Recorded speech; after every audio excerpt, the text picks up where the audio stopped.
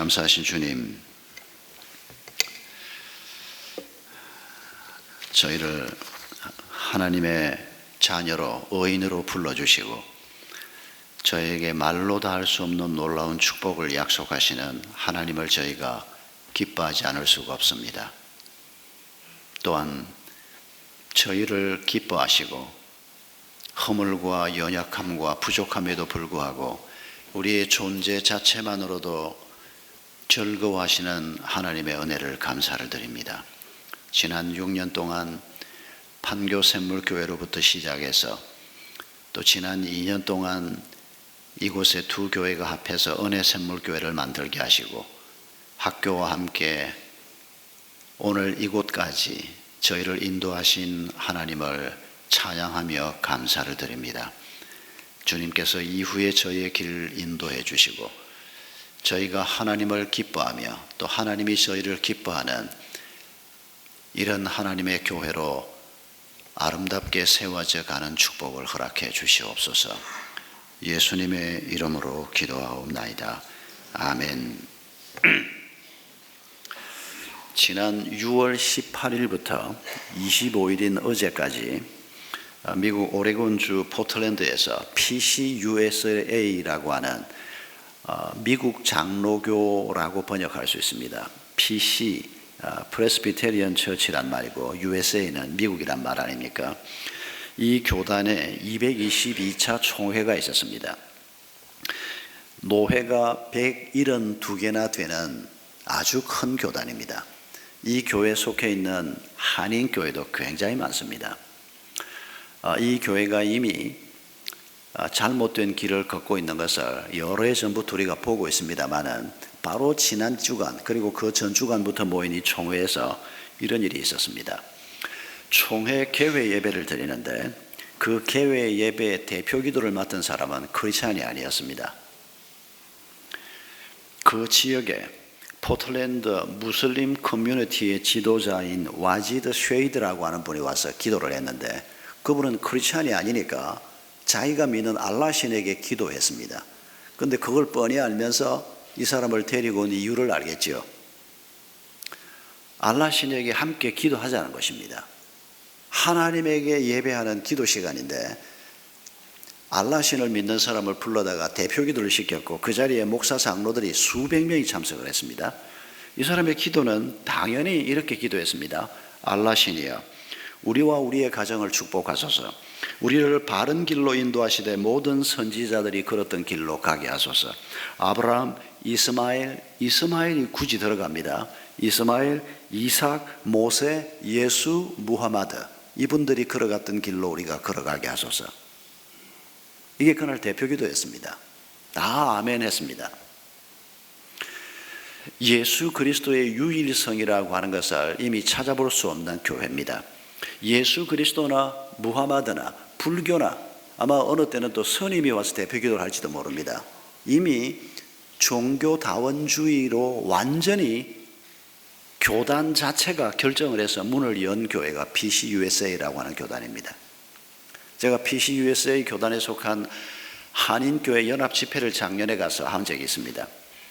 그 중에 제가 동성애를 반대하는 메시지를 설교 중에 잠깐 전했는데 끝나고 나니까 목사님들이 한 두세 분이 농담 반 진담 반으로 목사님 혹시 고발이 있더라도 너무 놀라지는 마십시오. 이 교회가 PCUSA 소속 교회입니다. 그러는 겁니다. 저는 사실 그 교회가 어디 소속인지 모르고 가서 설교를 했는데 그냥 한인교회라고만 생각을 했는데 이번 PCUSA 교단에서 총회에서 또 하나 결정한 게 있습니다. 그건 뭔가 하니까 과거에 동성애자들에게 목사직, 장로직을 주지 않았던 죄를 회개하고 동성결혼을 교회에서 결혼식 하지 못했던 죄를 회개하면서 동성애자들에게 교단 총회 결정으로 사죄를 하자 이런 안건이 올라왔습니다. 결정됐습니다. 사죄한다는 표현만 바꾸어서 regret라고 하는 표현으로 바꾸었는데 이건 더 센 표현인지 약한 표현인지 모르겠습니다. apology라고 하는 단어를 regret라고 하는 단어로 바꾸어서 결정을 했는데 우리가 그동안에 동성애자들에게 목사도 못되게 하고 장로도 못되게 하고 권사도 못되게 한 것이 우리의 죄다. 회개한다. 그걸 교단 총회가 공식적으로 결정한 겁니다. 총회를 개회해 놓고 총회장 선거를 합니다. 두 사람을 뽑는데 네 사람의 후보자가 있었습니다. 장로 한 분, 남자 목사 한 분, 여자 목사 두 분, 네 사람이 후보자로 올라왔습니다. 그런데 이 사람들에게 모든 총대들이 보는 앞에서 이제 이분들이 누군가를 알려야 되니까 질문을 하는데 그 질문 중에 하나가 뭔고 하니까 당신은 예수님이 유일한 구원의 길이라고 믿습니까? 라고 하는 질문이었습니다. 우리 세례받고 입교하고 개종하는 분들이 그렇지 않다고 답하면 우리는 세례도 못 줍니다. 그런데 목사 장로가 거듭하게 앉은 거기에서 총회장 후보자 네 사람이 나섰는데 당신은 예수 그리스도를 유일한 구원의 길이라고 믿습니까? 라고 질문했는데 한 사람만 예라고 답했습니다.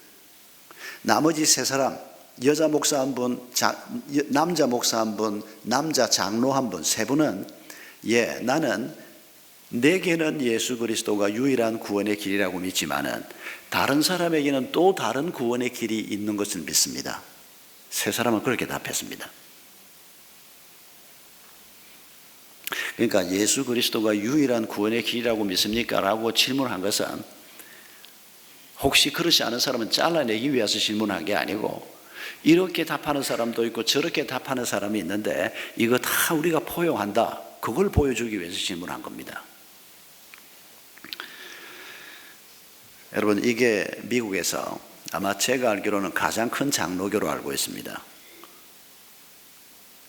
이 교단보다 물론 더 큰 교단도 있습니다. 남침례교 같은 교회는 이 사람들이 취하는 태도를 취하지는 않습니다.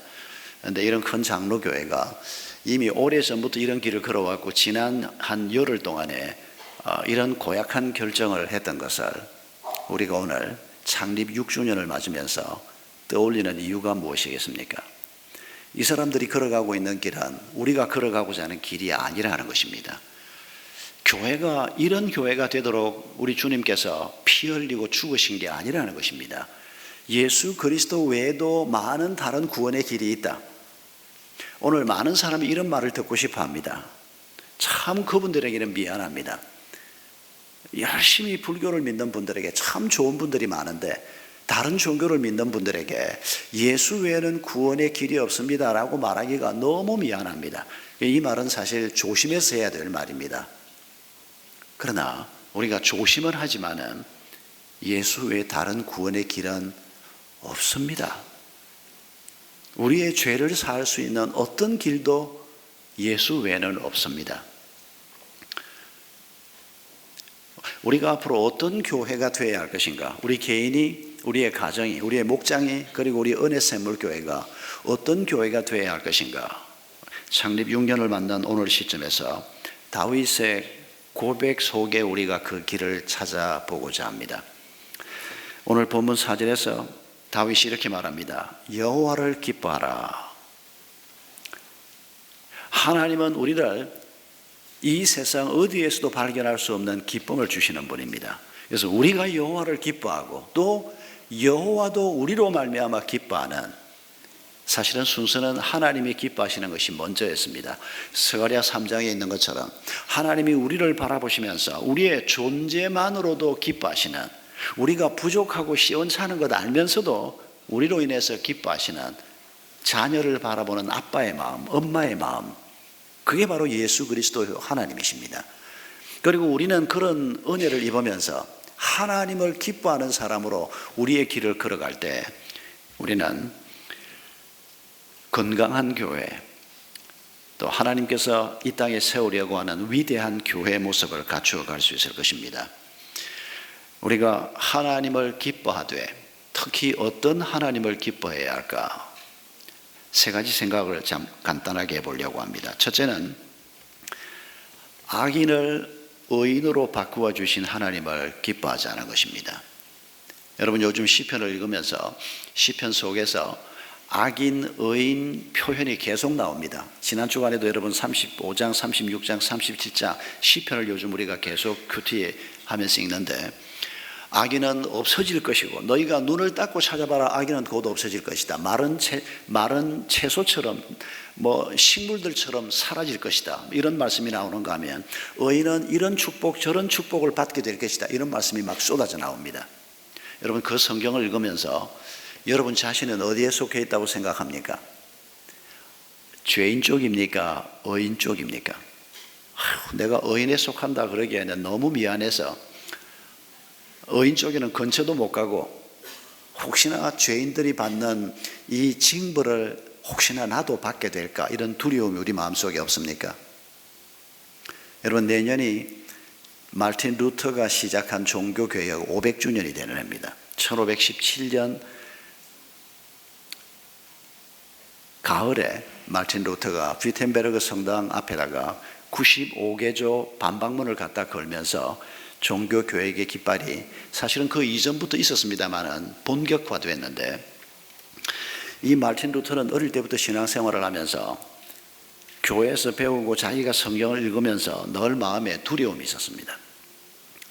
마르틴 루터가 신부가 되기로 결정하는 것도 그가 학교를 다니고 있는데 한 번 여름에 집에 왔다가 다시 학교로 돌아가는 어느 여름에 들판에서 비바람이 치고 뇌성 번개가 치는 사건을 만납니다. 그런데 그 사건 속에서 하나님께서 아주 그에게 두려운 마음을 집어넣습니다. 그리고 폭우가 쏟아지고 막 번개가 치는데 자기 친구 하나가 이 번개를 맞아서 죽었다는 것을 떠올리면서 너무 두려워하면서 하나님 나를 살려주시면 내가 사제가 되겠습니다 라고 고백합니다. 그리고 사제가 됩니다. 수도원으로 들어갑니다. 스콜라 신학을 기초로 한 수도원이었는데 거기에서 성경 말씀을 배우면서 준비를 합니다. 그리고 신부 서품을 받고 그리고 계속 신학 공부를 해서 구약학 박사학위를 받습니다. 그리고는 구약 교수가 됩니다. 위텐베르그 신학대학원의 구약 교수가 됩니다. 그가 제일 먼저 시작한 강의가 시편 강의였습니다. 그런데 어린 시절부터 이제 30대 중반이 돼서 지금 신학대학원의 교수가 됐는데 계속 그의 마음을 지배하는 생각은 두려운 하나님, 의로운 하나님, 그 하나님의 의를 생각할 때마다 나는 너무 형편없는 자여서 내 죄를 다 어떻게 할까? 그 두려움에서 벗어날 수가 없었습니다. 그런데 어느 날 그가 성경을 읽는데 시편 31편 1절에 뭐라고 써놨는고 하니까 여호와여 내가 주께 피하오니 나를 영원히 부끄럽게 하지 마시고 자기는 자기 죄에 대한 부끄러움 때문에 지금까지 견딜 수 없어서 고행도 행하고 선행도 행해왔는데 시편 31편 1절에 나를 영원히 부끄럽게 하지 마시고 주의 공의로 나를 건지소서라고 하는 귀절을 읽습니다. 아니 하나님의 의로 나를 건지다니 하나님의 의를 생각할 때마다 내가 죄인되고 내가 죄악된 것이 너무 마음이 아파서 하나님이 두렵기 짝이 없었는데 하나님의 의가 나를 건지다니 이게 무슨 소린가? 내가 알고 있는 두려운 하나님의 의 말고 심판하시는 하나님의 의 말고 징벌하시는 하나님의 의 말고 또 다른 의가 있단 말인가? 그가 이 귀절을 읽으면서 새로운 깨달음으로 나아가기 시작합니다. 그리고 결국 그가 하나님이 의로운 분이신데 그 의로운 하나님을 볼 때마다 우리가 죄를 생각하고 부끄러워하고 두려워해야 하지만은 그러나 예수 그리스도께서 우리의 죄값을 치르시고 십자가에 죽으심으로 그 예수 그리스도의 은혜를 믿을 때 하나님이 우리를 의롭다 하시는 이 칭의에 대해서 마르틴 루터가 새롭게 깨닫게 되는 것입니다. 그러면서 종교개혁을 시작하는 것입니다. 여러분 루터가 깨달은 이 말씀은 사실 구약 성경에서부터 이미 소상하게 가르치고 있습니다. 창세기 15장 6절을 보면 아브라함이 여호와를 믿으니 여호와께서 이를 아브라함의 의로 여기시고 라고 기록하고 있습니다. 아브라함이 무엇을 믿었을까요? 창세기 15장 1절부터 5절에 기록되어 있습니다. 여호와의 말씀이 아브라함에게 임하여 가라사대 이렇게 말씀합니다. 네 몸에서 태어날 내 아들이 상속자가 될 것이다. 그리고 밖으로 끌고 나와서 하늘의 별을 봐라. 저 무수한 하늘의 별처럼 너의 후손들이 많아지게 될 것이다. 지금 나이가 많아서 지금 아들이 없는데 하나님이 아들을 줄 것이다. 그리고 그 한 아들을 주어놓고는 또 하늘의 별처럼 후손이 많아질 것이다. 6절에 아브라함이 여호와를 믿으니, 하나님께서 말씀하신 이 말씀을 믿으니 여호와께서 그 믿음을 아브라함의 의로 여기셨다라고 기록하고 있는 것입니다. 여러분, 로마서 4장 3절에서 사도 바울이 성령의 감동으로 이렇게 말합니다. 성경이 무엇을 말하느냐? 아브라함이 하나님을 믿음에 그것이 아브라함에게 의로 여겨졌다고 말하지 않느냐? 바울이 이렇게 말씀하면서 로마서 4장 18절로 22절에서 아브라함이 이런 믿음을 가지고 있었는데 그 아브라함의 믿음이 그에게 의로 여겨진 것이다. 로마서 4장에서 이렇게 말합니다. 그리고 4장 22절 이하에서 사도 바울은 아브라함의 의를 빗대어서 이렇게 말합니다. 아브라함이 의로 여겨졌다 기록된 것은 아브라함만을 위한 것이 아니요 의로 여기심을 받을 우리도 위한 것이니 곧 예수 우리 주를 죽은 자 가운데서 살리신 하나님을 믿는 자니라. 예수가 우리 범죄한 것 때문에 내어줌이 되고 또한 우리를 의롭다 하시기 위해서 다시 살아나셨느니라. 예수님이 날 위해서 죽으셨다는 십자가의 비밀을 깨닫고 그걸 받아들이면 그 믿음을 보시고 하나님이 우리를 의롭다 하신다는 것입니다. 이게 하나님의 공의가 우리를 살리는 것입니다. 하나님 앞에 의롭지 못한 자는 설 수 없습니다. 하나님 없다 하는 악인은 설 수 없습니다. 그런데 우리에게 이 믿음을 주시고 아직 우리가 의롭지 않은데도 하나님의 의로움을 덧입혀 주시고 그래서 칭의라고 얘기하는 겁니다. 의, justification이 우리에게 실제로 아직 있지는 않습니다. 그런데 이 의, 믿음으로 인한 의, justification by faith라고 하는 믿음으로 의롭다함을 받는 이 의가 시편 31편 1절이 말하는 의라는 것을 루터가 깨닫고 오늘 개신교회가 세워진 이후에는 이 말씀이 좀 더 많은 사람들에게 가르쳐지고 있는 그 은혜를 우리가 덧입고 있는 것입니다. 여러분, 다시 한번 질문해 봅시다. 당신은 의인입니까? 악인입니까? 나는 의인이라고 말하기 죄송해. 그래도 의인 하십시다. 하나님이 시켜주겠다는데 뭘 자꾸 딴소리를 하려고. 여러분, 참 부족하지만은 예수 그리스도의 십자가의 은혜가 내 죄값을 치르는 은혜라는 것을 믿으면 하나님이 우리를 의롭다 하신다. 그게 바로 칭의입니다. 여러분, 우리를 악인으로 만들지 않고 이 작은 믿음이라도 주셔서 우리를 의인으로 만들어주신 하나님을 기뻐하지 않을 수가 없습니다. 여러분, 이 의인에게 약속된 축복이 37편에만 해도 얼마나 놀라운지 보십시오. 내가 어려서부터 늙기까지 의인이 버림을 당하거나 악을 행하지 않는 사람이 버림을 당하거나가 아니고 예수를 믿고 부족하지만은 그래도 예수 그리스도의 은혜를 의지하고 살고자 하는 사람이 버림을 당하는 일을 보지 못했고 그의 자손들이 걸식함을 보지 못했다. 놀라운 축복을 우리에게 약속하고 있습니다. 시편 37편 28절에는 의인들은 예수 그리스도를 믿고 의롭다함을 받은 사람들은 영원히 보호를 받는다고 얘기합니다. 하나님께서 영원히 우리를 보호하시겠다. 29절에는 의인이 땅을 차지하며 거기서 영원히 살리로다. 영원토록 우리가 하나님의 보호하심 가운데 살 수 있는 터전을 주시겠다고 약속하고 있습니다. 이런 하나님을 기뻐하지 않을 수가 있겠느냐 하는 것입니다. 우리가 또 한 가지 하나님을 기뻐하는 것은 우리의 마음의 소원을 이루어 주시는 분이기 때문에 기뻐한다는 것입니다. 4절에 그가 내 마음의 소원을 내게 이루어 주시리로다. 여러분 얼굴 표정에 아닌데 내 소원을 하나님이 그렇게 잘 이루어 주지 않았는데, 이런 얼굴 표정을 짓는 분들이 많습니다. 예수 믿은 지 몇 년이나 되셨길래 아직도 그 얼굴입니까? 예수 믿고 한 1, 2년밖에 안 됐으면 아직 답을 찾지 못한 것에 대해서 이해할 수 있습니다. 그런데 3년, 4년, 5년 지났는데도 예수님이 네 소원을 내가 다 이루어준다. 그런데 아멘이 얼른 안 나와서 무슨 소리야? 그동안도 해봤는데 뭐 안 이루어주더니. 여러분, 답을 찾으셔야 합니다. 내 소원에 대해서 그렇게 확신이 있으십니까? 내가 말한 대로 내 아이가 자라면 그 아이는 틀림없이 이 세상에서 아주 귀한 자식이 될 거다. 그 정도로 자신이 있습니까? 내 남편이, 내 아내가 내가 말한 대로만 하면 지가 좋은 남편 되고 좋은 아내 될 거다. 그렇게 자신 있으십니까? 지가 하나님 하지. 하나님이 그러실 겁니다. 우리는 어리석은 자들입니다. 우리는 이기적인 자들입니다.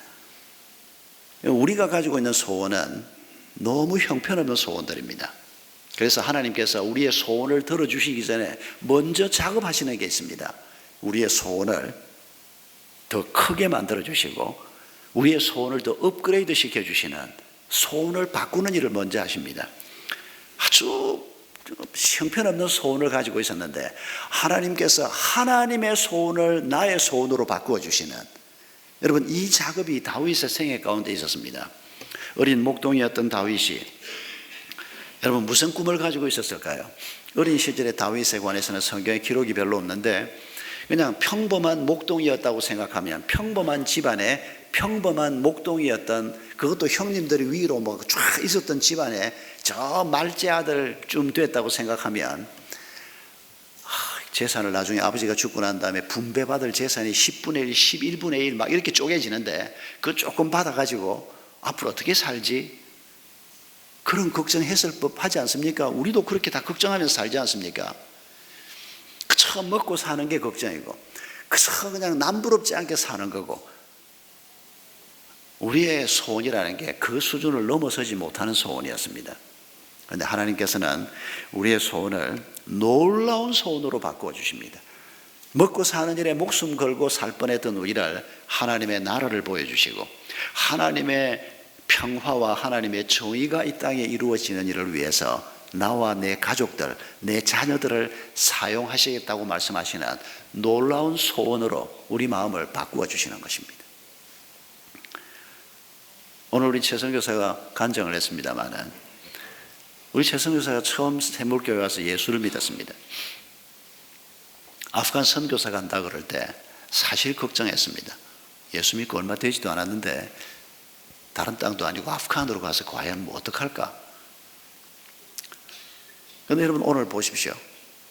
부모님들은 아직도 시집도 안 가고 저러고 있는 게 좀 걱정이 돼서 계속 염려는 하십니다마는, 여러분 하나님께서 이 땅에서 가장 고단한 민족인 아프간 민족을 위해서 우리 최선교사를 그 땅으로 보내시고, 그리고 지금은 또 인도 델리에서 아프간 사람들이 많이 와 있는 그 지역에서 그 백성들을 섬기는, 여러분 이런 일로 하나님이 우리 최선교사를 부르셨습니다.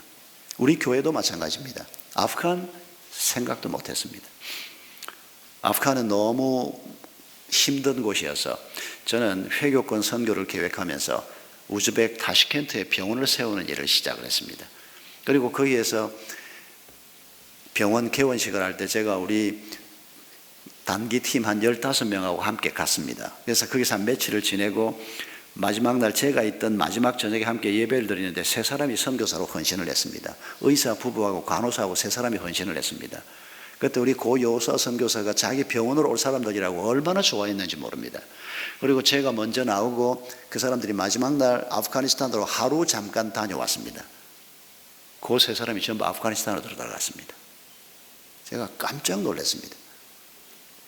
왜 하나님께서 이러시는가? 그 3사람 들어갔죠. 우리 최선교사 들어갔고, 최선교사 들어가기 전에 한소은 선교사 들어갔죠. 또 북쪽 마자리 샤리프에 자매 3사람 들어갔죠. 그 3사람 중에 한 사람이 바로 그 우즈벡에서 그쪽으로 간 사람입니다만은, 하나님께서 아프간으로 계속해서 관심을 쏟게 만들고, 저는 하나님 거기는 아닌 것 같습니다 그렇게 생각하고 다른 데 지금 병원을 만들고 그 병원을 들락거리고 거기에 선교사를 파송하고 있는데 하나님이 아프간을 우리의 품에 안기셨습니다.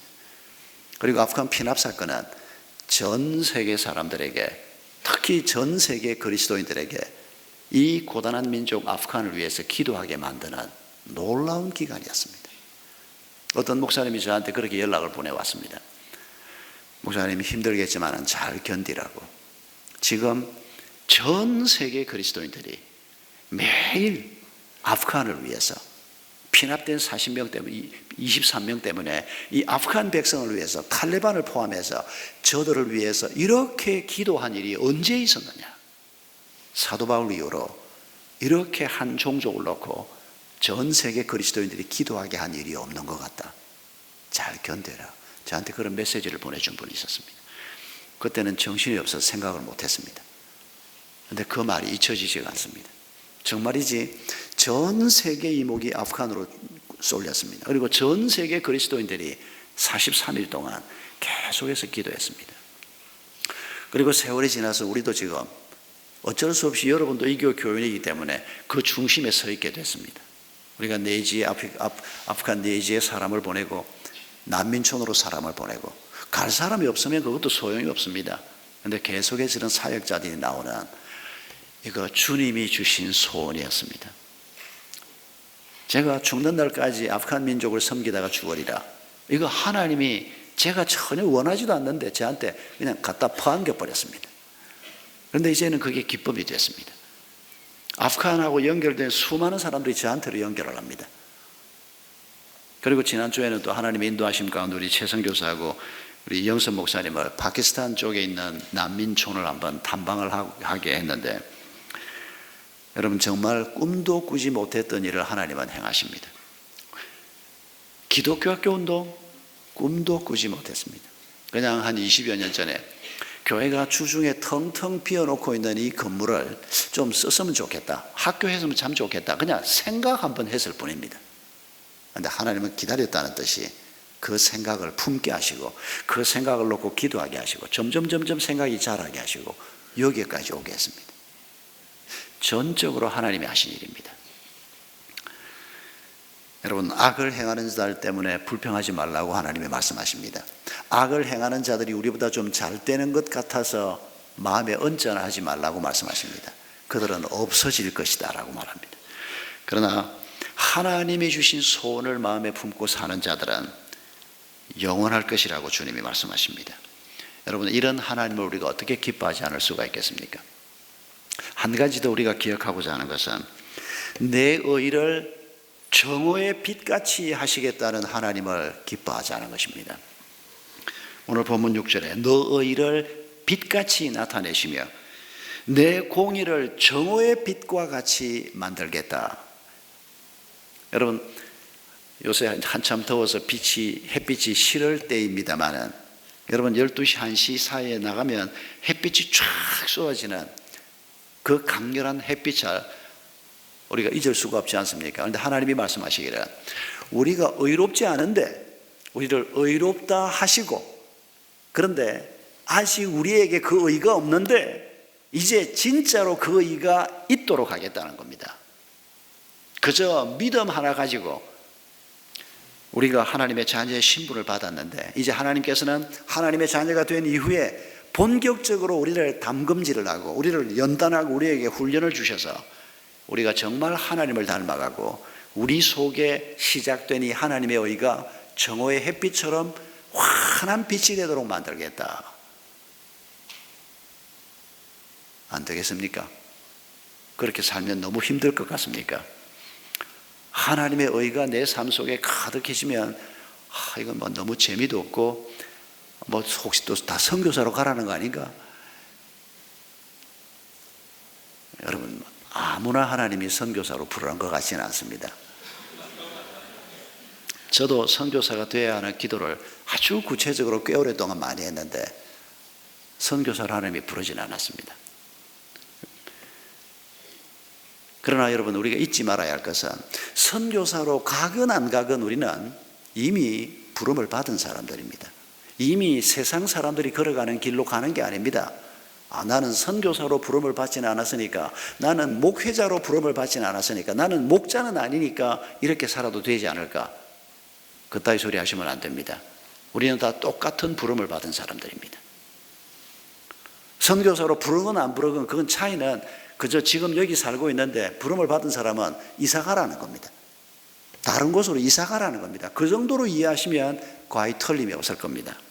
여러분, 하나님께서는 로마서 8장 29절 30절에서 이렇게 말씀하십니다. 하나님이 미리 아신 자들을 미리 정하시고 그들을 부르시고 부르신 그들을 의롭다 하시고 의롭다 하신 그들을 또한 영화롭게 하셨느니라. 5가지 단계가 나옵니다. 하나님이 미리 아시고 하나님이 미리 정하시고 하나님이 그들을 부르시고 하나님이 그들을 의롭다 하시고 그리고 하나님이 그들을 영화롭게 하셨느니라.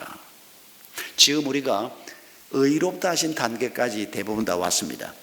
하나님의 자녀가 되었습니다. 하나님의 자녀의 신분을 받았습니다. 이제 하나님은 우리를 영광스러운 존재로 만들려고 합니다. 그 영광스러운 존재가 세상 소유를 많이 가짐으로 영광스러운 존재가 되는 것이 아니고 세상 소유를 가지고 영광스럽게 되는 사람들의 추락을 보십시오.